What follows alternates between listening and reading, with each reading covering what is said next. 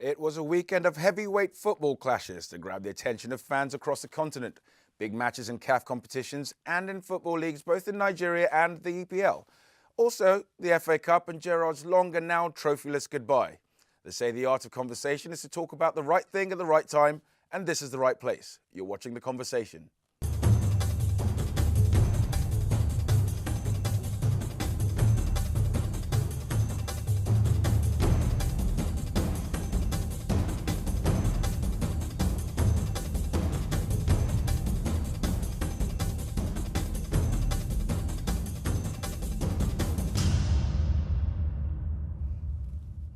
Welcome to The Conversation. I'm Ehi Alonge, and in the studio with me as ever is our regular guest, Carlos Salvador. Hello, Carlos. Hi. Excellent. And joining us on Skype today from France is African football blogger Lotfi Wada. Hello, Lotfi. Hello, and thank you for your invitation. Excellent. Well, we look forward to you helping us through our first start, actually, which is with the results from the CAF Club Championship matches at the weekend. And as we can see there, we had Stade Malien and TP Mazembe in a 2-2 draw. Bearing in mind these are all first legs. El Merreikh and EST, with El Merreikh winning at home. Sunday we had a few more matches, a few draws there. Raja Club Athletic, who I know Carlos is looking forward to talking to us about. And again, we see a plethora of North African teams with varying results, which is actually, Carlos, where I'd like to start my conversation with you today. Lotfi, we're going to come to you in a second for a bit more detail, but Carlos, we made a point on Friday about the number of North African teams that there were in this stage of the competition compared to South Africa, West Africa, and what have you, especially Nigeria and South Africa. But overall, which of the North African countries should be happier today? Well, definitely has to be Algeria. As you've said there, Fatif got 2 away goals to Raja in Morocco, so they'll be happy with that. And of course, USM won at home 2-1. And also EL Iluma won 1-0 at home. So for the Algerians, a very good start. Okay, Lotfi, we want to come to you there. I mean, on Friday in our show, we talked really about the strength of North African clubs in the CAF Champions League this year. But from the first leg of matches, who's standing out for you? Who's looking like they are set to win the whole thing, if you like? Personally, I consider that all these, I would say, out of 8, only the 7 matches were very tight, and nothing is played, I would say, except for TP Mazembe and Stade Malien, considering the TP Mazembe power at home and etc. So yes, considering the North African teams, I would say that the domination is due to, I would say, 2 or 3 factors. For instance, the infrastructures, which are better than almost everywhere in the continent, even if they are very old. The quality of players, and the most important thing to win the title, which is for me the tactical power of each team, which of many North African team who knows how to play, for instance, away from home, and to do what is needed to get a great result away from home. Lotfi, yes. That's a point I'd like to pick up with you, because, I mean, you talked about the tactics, and we covered a bit of that in terms of tactics and organisation. But as far as actually just the key thing of travel, the second legs, and something a lot of Southern African teams have complained about is the distance of travel, making it not really an even two-legged match for some reason. I don't know, because I always assume clubs have to travel the same distance the other way. But with travel also factored in, who do you think from North African clubs are set to move and progress quite easily into the next stage? I would say yes, Recife. Even if they got the 2 away goals in Casablanca, so I think they should made it. For the rest, I would say it's very tough, even for Esperance against El Merreikh, because we all know that Sudanese team are not very good travelers away from home, and they capitalize all their power on the home game. I think it will be very tough for Esperance, considering the home leg we saw, and a point I want to stress, the disgraceful palavers endless palavers, which surrounded the game, considering the broadcasting or not of the home leg in Sudan. Okay, as ever, we have some issues there. No, we'll come back to that. Actually, Carlos, do you want to? Yeah, I was just going to ask Lofty to speak about TP Mazembe. You say, we're talking about away legs, and Stade Malien have to go to DR Congo to play that game. How do you think that will favour TP Mazembe? I think for me personally, it's the only tie, which is already done and dusted, because even if Stade Malien are very, like Malian teams, are very tough to break, even away from home, I think they won't resist to TP Mazembe power in Lubumbashi, considering everything around the game, their home record, the offensive power of the TP Mazembe, which even fielded quite a strange starting 11 in the game in Bamako. So I think for me it's the only tie which is done and dusted, considering, as I said previously, the power of TP Mazembe at home. Okay, let's move on to the Confederations Cup, where the unfancied Swaziland champions Royal Leopards continued their fairy tale run in the second tier Continental Championship with victory over former African champions AS Vita of DR Congo. Let's take a look at this and other results. Orlando Pirates, big club from South Africa there, only managing a 2-2 draw. We'll talk a little bit about that. AS Uslep and Club Africain also with a 1-1 draw. Saturday, the results we talked about there, with Royal Leopards standing out there against AS Vita, and the Warri Wolves of Nigeria beating FC MK 2-1 in their first leg. Okay, so lots of talking points. Let's quickly start. What stood out from you Confederations Cup of the weekend, Carlos? Well, as you've said, Royal Leopards against Vita.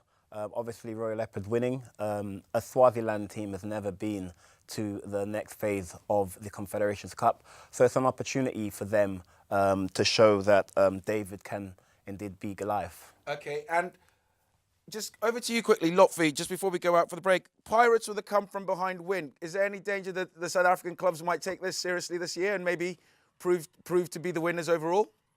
I think, considering Pirates, that it's not like Kaizer Chiefs or Mamelodi Sundowns, because considering the opposition they have, for instance, Kaizer Chiefs and Mamelodi Sundowns have to face I would say, mammoth of African football with Raja Casablanca or even bigger TP Mazembe. So, and I think Orlando Pirates, I'm making profits of the favorable draw they got. They got a Ugandan team in the previous round. Now they got a Gabonese team, in this round. Yes, I think it's more this question of draw than the thing which is repeated across the newspaper or even in the internet, that Pirates are only the South African team of which can play in Africa, and etc. etc. Okay. Well, thank you for that point there, Lotfi. What we're going to do when we come back after the break is look at club rivalry in the Nigerian Glow Premier League. See you after the break.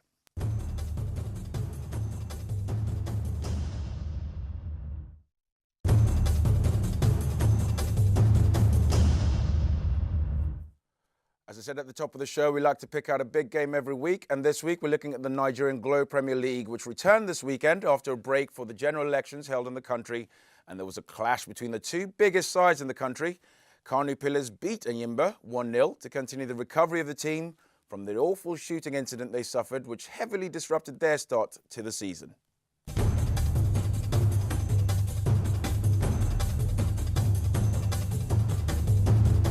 We learned so many lessons because, you see, Enyimba is a big team. They are physically fit.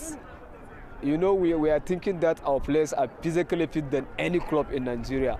But by the time we play match with Enyimba, we see we have so many things that we should make to correct so many things in our team. As many goals in Antwerp, we could have scored almost 4 or 5 goals instantly, but we thank God the one goal is okay. Okay, let's take a look at other results from the Globe Premier League this weekend. Aqua United there with a standout result over Gaborone United perhaps. Nasarawa United and Shooting Stars with a 0-0 draw. And there were scores in every other game, but as I said, we'll be focusing on the game at the top, where Caterpillars were 1-0 winners over Enyimba. Okay, Carlos, any talking points from that Caterpillars Enyimba victory for you? Yeah, I mean it's a big game in Nigeria.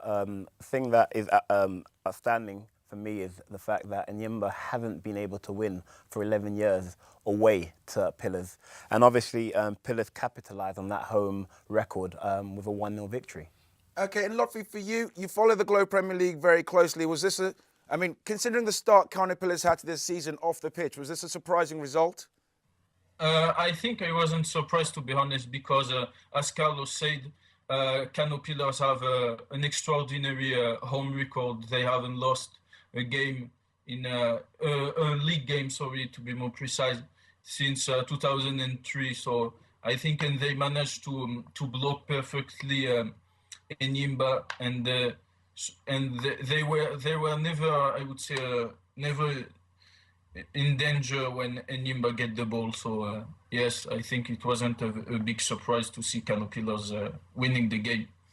Okay, but in terms of the Globe Premier League itself, I mean, Caterpillars perhaps with their strength, and obviously, again, within Nigeria, Kano is quite a distance to travel to, so I can see why they have such a strong home record. But who are the other big players in the Globe Premier League that are worth following this season, and what are the storylines that you see emerging already this early in the season? Sorry, Lotfi, that was to you. Oh yes, I would say there are many, as every year I would say there are many talented players in Globe Premier League. For instance, Dolphins got Christian Piagbaba, who won the African Youth Championship with Nigeria just a month ago. There are even Caterpillars got players like that. They have Rabiu Ali, which is an old playmaker. You know, he's an old I would say. The typical 10 we got, which was formed in the past, in the last years. You have also Omar Zango, which is a defender of Caterpillars. You have many players. You have Daniel Akpei, which is a good player also. But it seems it's not enough, for instance, to fight with the big boys and the big wallets in African club competitions. Okay, that's a very fair point in there, Lotfi. And at this point, I do need to say goodbye to you as we're going to move on to discuss the FA Cup semi-finals here in the UK. So, goodbye to our guest, African football blogger Lotfi Wada. Lotfi, you've been a fount of knowledge, much to our pleasure, and I'm sure we'll speak soon. Thank you for your invitation again. Okay, Carlos, we're going to move on now to the FA Cup semi-final. Yeah. As I said at the top, probably a little harshly, but Gerard's long goodbye. So let's take them one at a time first. Saturday's game, Arsenal-Reading. Were you surprised that it went so deep into extra time? Yeah, very surprised. I think Arsenal had the favourites tag and obviously didn't come out with their normal Rolls-Royce type of football. I think they struggled to find their rhythm. Thankfully, they have Sanchez, who always seems to be in some form of rhythm. Very fine goal. The first goal was an absolute wonderful footwork. In terms of the winning goal, Federici, the goalkeeper, letting it slip underneath his legs. Cardinal sin for a goalkeeper, really. But, you know, for Arsenal, lucky enough or fortunate enough to have won the game. Okay, for those who might not have seen the results, let's just show you what they were from the weekend. I see Reading there losing to Arsenal with 2 goals. The second goal as lucky as Carlos described it. And on Sunday, the result I'm going to talk with Carlos next, Aston Villa, bottom of the table in the Premier League, getting one over the big boys from Liverpool. Now, Carlos, could you have seen that coming, the Aston Villa result? Yeah, well, as we mentioned on the show on Friday, all the pressure was on Liverpool. Having had a good season last year and letting it slip at the final games, and then losing Luis Suarez. They've had a lot of injuries this season. They found it very hard to pick up their form. I think the FA Cup was a big competition for Liverpool. But they didn't play. They didn't appear to play like it was a big competition. I mean, you saw Sherwood in the papers afterwards talking about tactical changes he'd made. Now, Rodgers in the game appeared to make a lot of tactical substitutions and changes. Almost paid off for him with the Balotelli goal that wasn't. I mean, that was perhaps a sign that it wasn't going to be Liverpool's day at that point. Yeah, I mean, I think Rodgers was very. After the game, he said, you know, even with the Balotelli goal or disallowed goal, he didn't feel that Liverpool deserved the win. He was very adamant that Aston Villa had a better game. I think tactically, you'd have to question where Gerrard started in the game. I think most people would have thought he should have started just behind the back line, that kind of controlling position. He actually played in his old position, which is a more aggressive attacking midfielder role, which we all know that he can't no longer do. That was perhaps designed to bring the best out of Sterling. But looking at how Aston Villa played, they have the two number 10s. They have Benteke clearly back in form. Setting aside their league positions, which we might talk about after the break when we look at the EPL, would you say at this point, Arsenal on the day obviously showed that they might struggle? Villa should go into this with confidence in terms of the final? Well, like I said against Liverpool, Villa have nothing to lose. No one expected Villa to beat Liverpool, and they have. No one expected Villa to be in the semi-finals of the FA Cup. They are. Therefore, Arsenal, as reigning champions, are going to have that tag and that pressure. And for Villa, they can turn up and have a day out at Wembley. They haven't done that since 2000 when they played Chelsea. And I think it's all for them to enjoy and win. Arsenal's the team with the pressure, really. And, OK, from a tactical perspective, Villa with the two number 10s and the spearhead up front. We're about to throw to break, but do you see that working it works against Arsenal? I think the Arsenal game is going to be a different game. If the real Arsenal turn up, Villa's going to find it very difficult. If the Arsenal that turned up against Reading turn up, I think Villa could win the game. OK, well, on that note, we're going to leave it there. When we come back after the break, we're going to look into the stories at the top and the bottom of the English Premier League. See you after the break.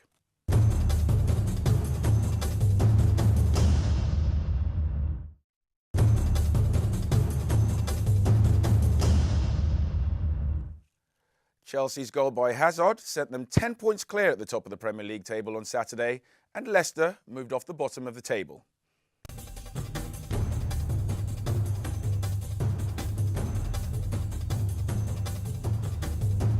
Because we need 8 points to be champion. So football is not about if, it's not about almost, it's about mathematics. So when mathematically is done, it's done. We celebrate until that moment. No, we need 2 victories and 2 draws to be champion.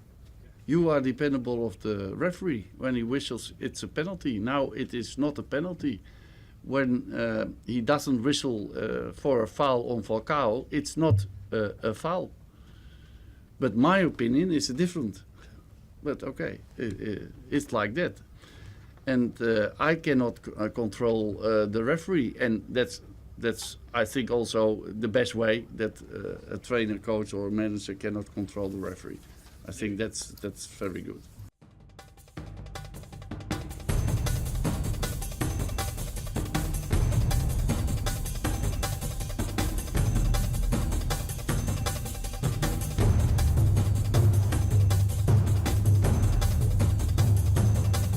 Okay, we saw all the results there, but let's start, obviously, with Man U versus Chelsea, the biggest game from the weekend. Two contrasting managers there. I mean, United, if I remember from the stats, 70% possession, no goals. Chelsea, 30% possession and 1 step closer to the title. Tactically, break it down for us. What happened there? Well, you know, it was a very tactical game, and as we spoke about last week, Jose Mourinho was always going to invite United to attack so they can break, and therefore the stats show that. I think Chelsea done the job that they were asked to do by the manager. You know, they were waiting for those mistakes, and United made 2 mistakes. One they capitalised on and scored a goal, and the second, a mistake by Herrera. Drogba runs down the wing, crosses it in to, well, it's a deflected shot over the goalkeeper, and Hazard hits the crossbar. So 2 opportunities that Chelsea had to capitalise on. One hit the target and scored, and the other one hit the post. So job well done. Do you see them doing the same? I mean, looking ahead to the game against Arsenal, which is the next Premiership game, do you think it's going to be the same sit, wait, and let them do it? Because clearly Chelsea, even though Jose doesn't want to jinx it, it's quite clear that it's Chelsea's to lose, and they've as good as won it with a 10-point gap, and they can stroll in now for the rest of the season. Yeah, I think he will go for the same type of principle. I think the only difference is with playing Arsenal is that sometimes Arsenal lack that discipline, and therefore Chelsea may allow themselves to play slightly more than they would against the United, say. But I think, you know, Jose Mourinho is not about flamboyant football. He's about winning trophies. And if that means we park the bus and make sure we run up once a game and let Hazard finish them off, that's what they'll do. Okay, and let's move to perhaps a more exciting mix at the bottom. Big result this weekend at the bottom of the table. Which club is standing out for you at the moment? Well, obviously Leicester. You know, they've won 2-0 against Swansea. So they'll be on a high. I think they played a very good game.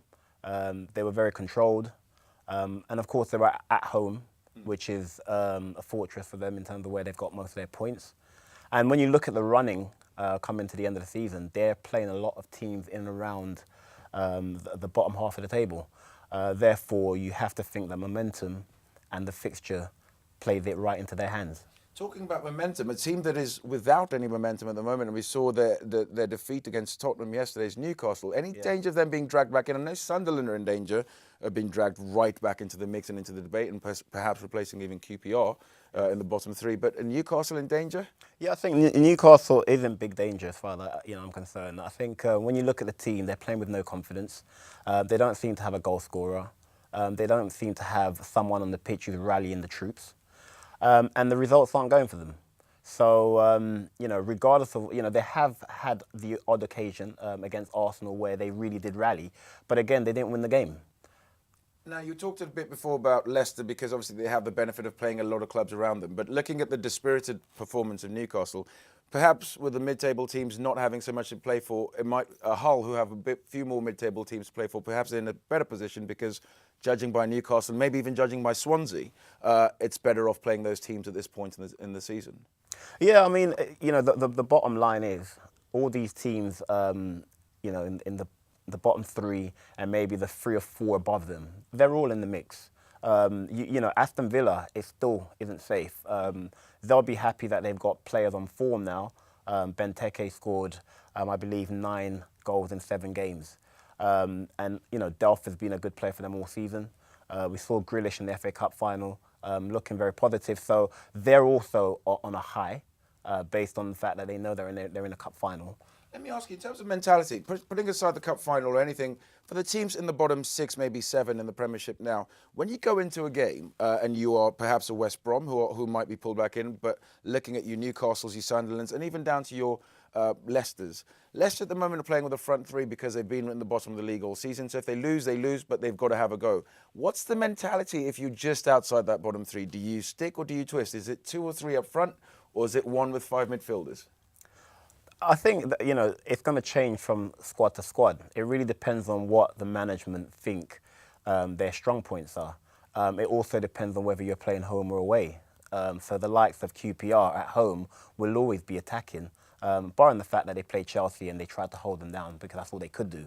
But at home, QPR will always attack. So, you know, it depends on the team, whether they're playing home or away. And I think a lot of it depends on their form also. Okay, so if I was to ask you at this point, let me make it easy for you. 2 out of 3 spaces filled. Who are the 2 that are definitely going down for you at this point? I think Burnley will go down. And of those 3 at the bottom right now, if I had to choose one, I'd have to choose one. I'm going to go for Leicester. Okay, well, Burnley-Leicester, you heard it here first. Well, everybody else at home, I hope you've enjoyed our Monday review of what's been going on in the world of football in and around the continent and also in the big leagues in the EPL. And also, we didn't even talk about Messi and Ronaldo. We'll talk about that later in the week, I'm sure. But for you, follow us on Twitter and Facebook, and please post your own opinions and queries, and let's start Africa's sporting conversation.